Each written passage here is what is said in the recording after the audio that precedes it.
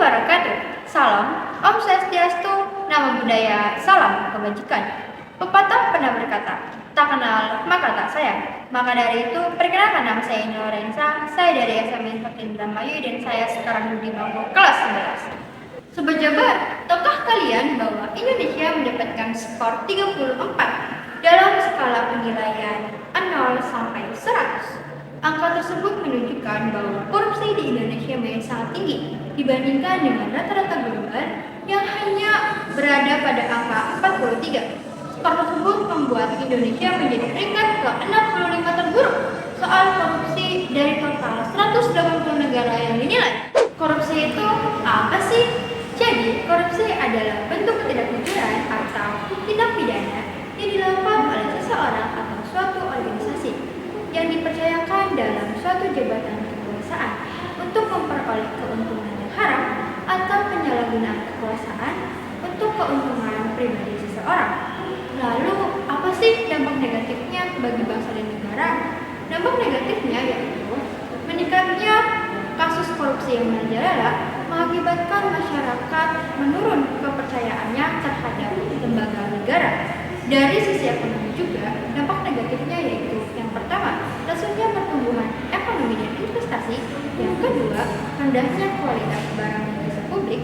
Yang ketiga, penurunannya pendapatan negara dari sektor pajak. Dan keempat, yaitu meningkatnya hutang pemerintah. Kenapa sih di Indonesia banyak sekali yang korupsi? Faktor utamanya yaitu tingkat pendapatan atau gaji yang kecil tidak memenuhi kebutuhannya. Fakta juga menunjukkan bahwa korupsi tidak hanya dilakukan oleh mereka yang cuma gajinya pas-pasan doang loh. Sobat Jabar juga harus tahu loh tentang nilai-nilai anti korupsi.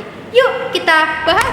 Nilai-nilai anti korupsi ada 9. Yang pertama yaitu kejujuran. Jujur merupakan ucapan yang lurus, tidak berbohong dan tidak curang.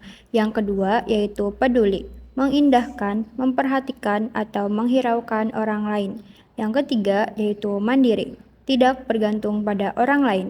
Yang keempat ada disiplin, taat terhadap peraturan baik yang tertulis maupun tidak tertulis.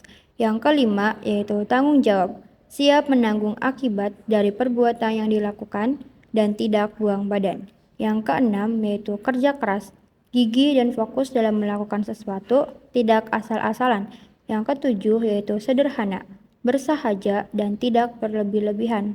Yang kedelapan yaitu berani, menatap hati dan percaya diri, tidak gentar dalam menghadapi bahaya, kesulitan dan sebagainya. Yang terakhir yaitu adil, berlaku sepatuhnya dan tidak sewenang-wenang. Teman-teman, ayo kita menerapkan nilai-nilai anti korupsi dalam kehidupan sehari-hari yuk.